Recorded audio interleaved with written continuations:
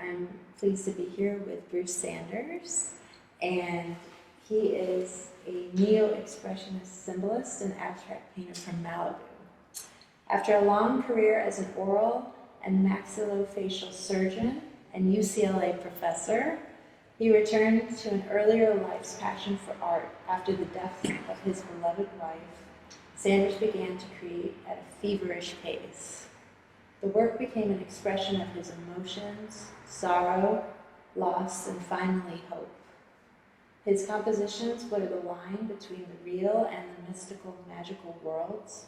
Using brilliant colors, layered textures, and dynamic forms, his paintings are filled with emotional content that compel viewers to react, empathize, and interpret their own feelings.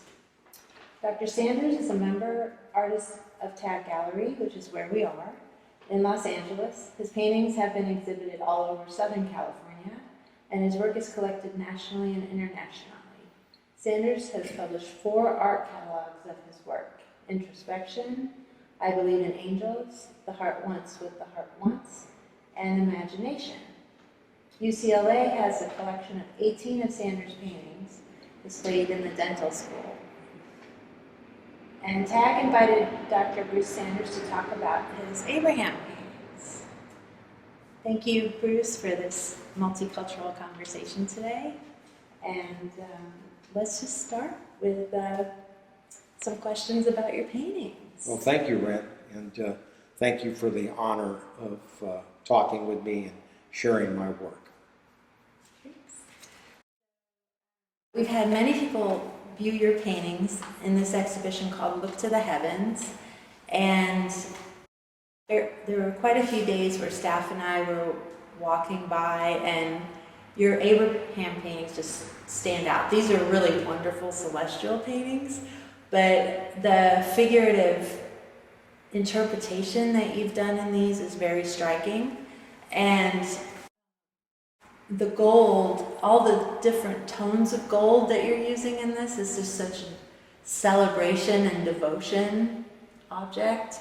And then we've had people be very curious about whether Abraham had blue eyes or not. So do you want to talk about some of those things? Sure. Abraham is an important figure for me. I was raised in a very not Orthodox family, but my religious education was very traditional. And so these stories, as you can imagine, in Sunday school, he was a superstar. You know, Abraham was a guy who started it all. He is a very important figure multiculturally in Judaism, in Christianity, and in Islam. Even today, his name has an impact. If you look geopolitically, if you look at proposal from the United States to Israel and Saudi Arabia and some of the Sunni nations, it's called the Abraham Accords, to normalize relations with Israel, Saudi Arabia, and the Emirates and some of the Sunni nations. So he's still an important guy. Many of the answers to questions about the scriptures, they're difficult. There are more questions than answers. And sometimes there really are no answers, hence the term faith. And are these stories literal? Was he a real guy? Or was he a compilation of multiple folk stories? We don't know. The one thing I do believe is when people ask me, do you believe the stories of the Bible are true? What I try to explain is I believe there's truth in the stories. There's wisdom in the stories. There are applications, because there's obviously a lot of mistakes in the stories. And the thing we have to add to that, where it must be very difficult for a literalist reading the scriptures, it wasn't written in English. the first languages were in Hebrew and Aramaic, and then Greek and Latin and German, and then finally English. And still, people will come across a word and not agree on it. There's truly a lot of mispronunciations leading to misinterpretations. So again, you have to come back to accepting what it gives you and not stretch it. So was he a real person? To me, he was a real person. What he did was very interesting. He was an individualist. Try to place him and not judge him in our time, but in his time. And if he existed, archaeologically, probably there are facts leading to him living approximately 2000 BCE. Right. So like, very here's ancient. is a man who would be 4,000 years old. And we may think, this guy went outside and God talked to him. Well, when we go outside, we're bombarded by lights, by traffic, by noise, by our iPhone. This is a man who lived in a primitive world where you go outside at night and you could be eaten by a primitive animal or killed by somebody. Yeah. There was nothing there. And something spoke to him. For us today, if we go out on a hike, maybe at twilight, and there's nothing there, do we ever talk to ourselves? Do we ever hear what's going on? And what is the source of this message? One of the, and I'm not alone in this as an artist, many Powerful person. many artists have attempted to make compositions out of the scriptures. All you have to look at the Italian masters. I mean, they all did that in a practical sense because a lot of the patrons were the church. Right. But it's very persistent story. Yeah. Yeah. My twist on it is I'm very interested in their psyche. What made them do what they're doing? You know, in today's world, if we really admire somebody, a great athlete or a movie star, what do we call them? An icon. Yeah. An icon. Right. That means an idol. He is the original iconoclast. Not just figuratively, but literally. He broke his father's idols that his father made a living out of. Exactly. What made him do that? It wasn't Instagram or TikTok. Something spoke to him, and he spoke to us over the ages. Don't go with the old rules. Be brave. What did God first say to him? Avram, not Abraham. Avram, because he wasn't Abraham yet. Here he was Avram. There he was Avraham. Avraham.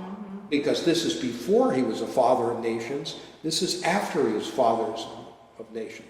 So this voice spoke to him and said, leave this land. Leave your father's house and go to a place that I will show you, and I will make you a great nation. He did. How many of us would back up if we heard a voice? And that takes a lot of courage. And he wasn't 18 when he did it. It's thought that he might have been in his 70s. Oh, weird. Yeah. The Bible was making a point. He was already pretty set in his ways. But he left. He left everything. And he said, I don't believe in this stuff. I don't believe in worshiping this stone. But everybody worshiped stones. So he was an individual, and he was fearless. And he lived in Ur, which was a city in Mesopotamia, probably in modern-day Iraq. And he first went sort of northwest to Haran in Syria, and then eventually got the word from above or wherever to go to Canaan. And during one of those phases of being spoken to, and maybe all the messengers, whether it was Moses or whether it was Jacob or any of the prophets, basically they were messengers. They heard voices. Maybe today we would think they're a homeless nut, but they heard voices and they acted on it. Yeah. They just didn't follow the lead. And so he went outside at night and he heard a voice. This is when he was Avram. And he looked at the heavens, and God said to him, look up to the heavens and count the stars if you can. Your descendants will be as numerous as the stars, and I will make a covenant between you and me. I will bless those who bless you, and I will curse those who curse you. So here, my idea, I try to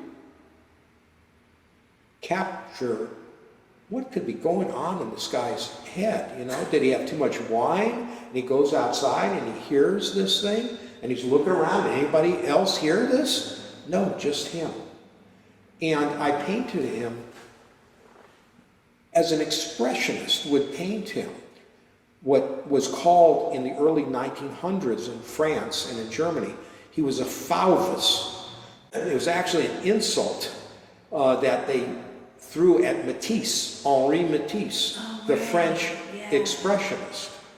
They said, Fauvus was an insult. Yeah, so you're a wild beast because you used crazy, non-realistic colors, and it was incomplete. They insulted Matisse because he did two paintings of his wife. One was called, he just did a portrait and made a green line from her forehead to her nose, and he called it the green line. And they insulted him and said, "You're nuts, get out of here." And then he did a very traditional one of her, very formal dress, kind of a bourgeois garment with a big fancy hat of the early 1900s. But he painted her face in greens and pinks and blues, and everybody hated it. But there was a family, Gertrude Stein, who was very wealthy. Her husband, Louis, looked at it, and I'm basically paraphrasing. He said, "This painting is a hot mess, but I'm buying it." It then has been it was passed down because it was a horrid painting. I've seen it because it's now in the San Francisco Museum of Modern Art, and it's worth at least $50 million. But he did something different. And Abraham deserved, because he was an iconoclast, to be painted differently. Not how a clergyman would paint him. That's really cool. He's not a saint. Maybe not even formally a prophet. In fact, he doesn't really have a religion yet. He's the beginner. He is the first Hebrew, the first Jew, but he affected Christianity and Islam. And I wanted to paint him as being kind of unsure of himself. And he's looking, like, what is going on? And obviously, you see the stars in the dark night in the background. And his eyes are reflecting that. Yes. Is that the idea? And I wanted the eyes, and this is kind of retrospectively, because I'm not an academic painter. I do everything by instinct and feeling. And I paint a lot at night, and this is an early painting, because when I was caring for my wife and then she passed away, I lost my ability to sleep. So I'd get up and I'd paint. And whatever vision came to me, and I'd like it or not like it. And yeah, that's kind of what I felt. Not what I planned, Not what I felt. What you felt. What I felt. Yeah. And I thought the eyes reflected the celestial, but I wanted him to be an iconoclast. You know, people love to stereotype. They like to put pegs, you know, in holes. Right. I wanted to make him a square peg in a round hole. Why can't he have blue eyes in the Middle East? Exactly. You know, why not? But I did it because, you know what? I could do it. I'm an artist, and hence the term artistic license. Great. I did what I wanted to do. You know, I came from a tradition of a surgeon, a facial surgeon. And what was my mantra? Don't screw it up. What is the key to being a great artist? Be fearless. Screw it up. Get paint all over yourself, in the walls. Just be fearless. And Happy accidents. that's right. That's what I wanted Yeah. to do. And I wanted people, the question is so important to me, did he have blue eyes? Because what I didn't want was people to go by and say, oh, beautiful painting. Yeah.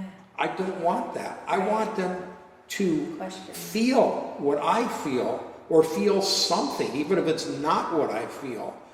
That's what an expressionist is, to get somebody to empathize and feel something and have a connection with the art, and maybe then have a connection with the artist.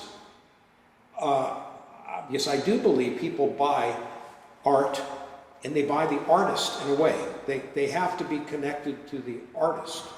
So that's why I made Avram, in his formative, even though he was a very old man, kind of in this unfinished kind of manifestation. And this one is now, the gold one is Avraham.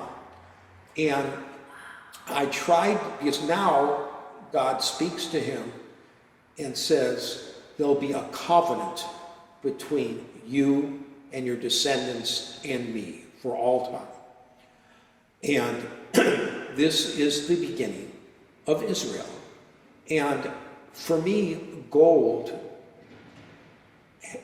has, in some way, a representation of sacred. It's certainly used in permanence, richness, Yeah. to separate the sacred from the mundane. We do that in all religions. The trappings of religion very often include gold. Gold goblets, you know, gold or silver candlesticks. And I'm fascinated with texture. My life, I feel, has been full, but it hasn't been smooth. And as I progressed and gotten older, I like the rough quality. And I wanted to make this look like an old painting. You know, could this painting have been done, 200 years old, 300 years old, rather than a modern painting? And that's what I wanted to make him blend in to the background, and kind of a very diffuse background. And I used, to supplement the acrylic paint, I used coarse pumice gel. It's made by Golden Paint Company. And I mixed the acrylic with the pumice to make it lumpy and bumpy. Yeah, and I like the flaws. It just gives me a vibe. It's almost like a sculpture in a painting. And then I've also used what I call foil, or could be called gold leaf. I've used gold foil, gold leaf, that's silver foil, silver leaf. I've used copper. Silver leaf in here? Yeah. That's so Yeah. bright, yeah. And I've used copper. And a lot of this is a nod to Klimt. Gustav Klimt. Yeah. I love Klimt. I love his life. Talk about an iconoclast. And, doing something incredibly bold and passionate. And I love, I just think he's produced some of the most beautiful paintings in the world. So that's really, this figure is very important to me. And I think, like a lot of artists, sometimes you're not done with a composition with one painting. Right. I mean, some artists have done many versions of one subject. For example, Modigliani. Modigliani, he painted his wife probably 50 times. Each one a little different. And so I sometimes do it until I get it out of my system. But I actually have a whole series on other patriarchs and matriarchs. Just as I told you, Abraham was really a very important person in Islam. He literally fathered the father of Islam, Ishmael. Because when God had there's interesting versions of these stories. In the Bible, 3 men, nomads, visit him at his tent. And he was very old. And Abraham was known for a lot of things. He was a warrior. He was a diplomat. He is the first person in history to buy a plot for the burial of Sarah. He didn't just take it. Oh, that was a major. Yeah, he bought it. Difference. Yeah, major. Life. Very ethical person. I wondered why that was significant. He was the first person to circumcise himself. That's a major thing. I mean, he just did a lot of different stuff that might sound very weird to us, but he was also known as having tremendous hospitality, which is so important in the Middle East.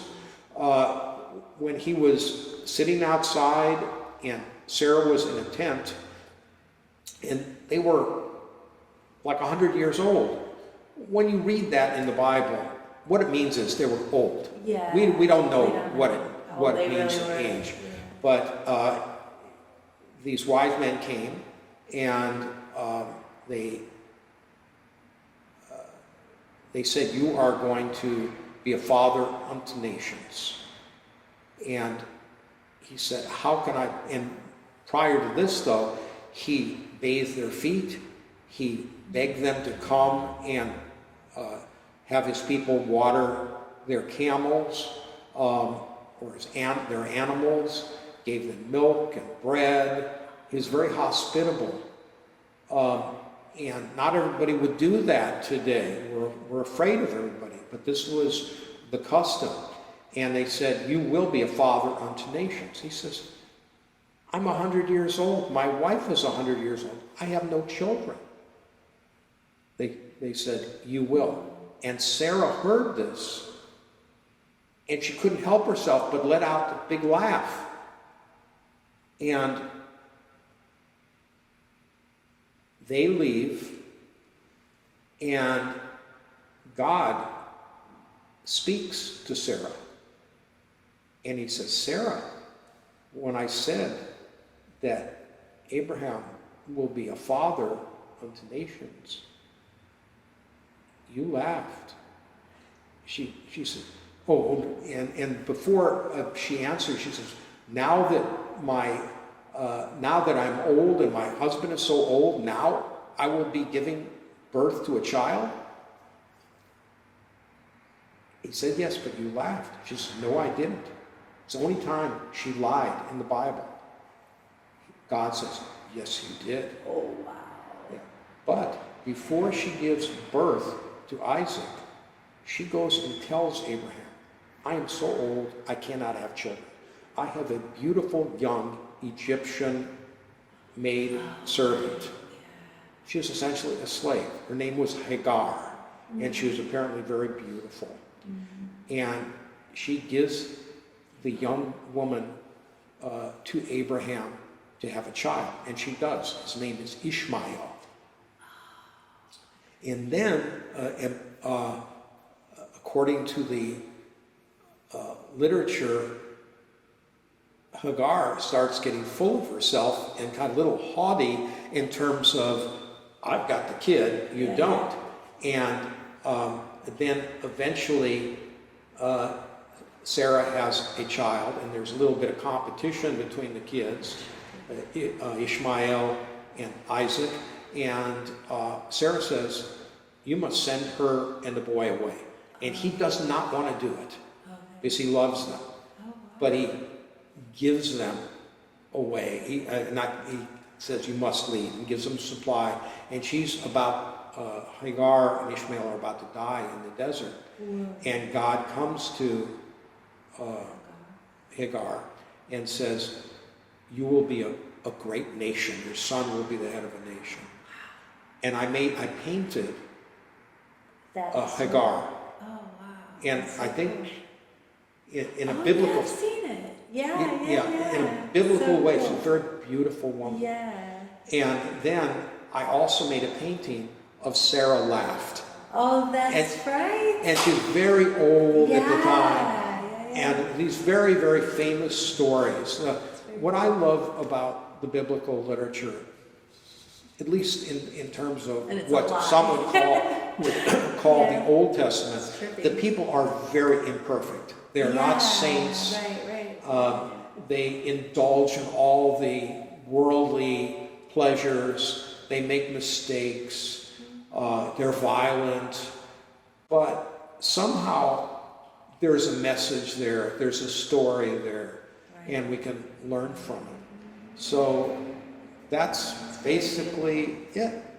And I have a whole series that I'd like to show one day of the prophets. And I painted them from a psychological standpoint. Isaiah, Ezekiel, perhaps the looniest of all of the prophets. Little story about him. Oh, all the stories. Tell Yes. the story.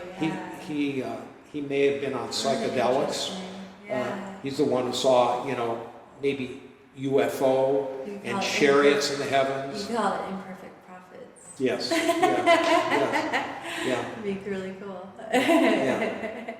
So that's basically it. I get a lot of fulfillment at this stage of my life doing creative things. Artists, when I see older artists, I'm very encouraged. There's very few people who get better with age in terms of, surgeons. I wouldn't want a surgeon who was 100 years old. I wouldn't want a pilot that was 100 years old. I wouldn't want to be rooting for a quarterback that's 100 years old. But somehow artists tend to get better as they get older, and they work. Look at Chagall. He worked to 97 and worked until he died. Picasso worked till he was 91. Had children all his life. Oh, yes. And Matisse, he was bedridden, but he had this Paper long cuts. extension with, and on the wall, and he had young girls assisting him. Boy, go to it, old guy. So I like art. It's frustrating. I think all artists go through love-hate stages with their painting, where they want to paint right over it. And in many cases, I have. There may be paintings underneath, because I've done that before, where I do it and I say... A lot of women artists aren't recognized until they're older. Absolutely. So, yeah. This has been in so many of the arts, women conductors in music, directors in plays and movies, certainly in science. When I went to school, there were no women in my class at the graduate level. None. There were no minorities. I was honored to actually train the first African American woman oral and maxillofacial surgeon at UCLA. I also helped the first Puerto Rican woman to get into UCLA, and she went on to become a major craniofacial surgeon, plastic surgeon, oral surgeon, so I think when you are an artist, everyone has to become an iconoclast. Not an icon to be looked up to, but to break old barriers, to come out with ideas. Because it's not wrong in art to copy other artists. That's very common with Cubism, things of that nature. And we're always comparing our learn art. from that. That's right. Yeah. But it's unforgivable to copy yourself. Because then you creatively die. You must keep going That's forward, really good. trying new ideas. I love it. Yeah. Look at It's Picasso. great. Yeah. I take agree, yeah. It'll take 300 years to analyze what Picasso did. Right. I mean, his work as an old person is completely diametrically opposed to his early work, his blue phase. And whether you like the early or the old, he kept changing and changing and changing. And that's what, in art, it allows you, it gives you in a way kind of eternal life. That's why I'm so honored, especially if a young person wants a piece of my art for their first apartment. I'm honored that they want that up on the wall. And this is, TAG is such a unique thing. It's not just a gallery. It's a community of artists who really support each other and support each other's creativity. Because the nature of art is, you got to be a tough person to be an artist. There's not a lot of payback. There's not a lot of payback. A lot of stereotypes and challenges. Yeah, right? and it's hard to continue on and sustain yourself. So this community of artists is really my home away from home. And it allows me, it recharge my batteries. Well, that's a wonderful way to wrap this up. Well, thank you for Bruce. allowing me to share some thoughts with you. Oh, my honor, absolute honor. Thank you so much.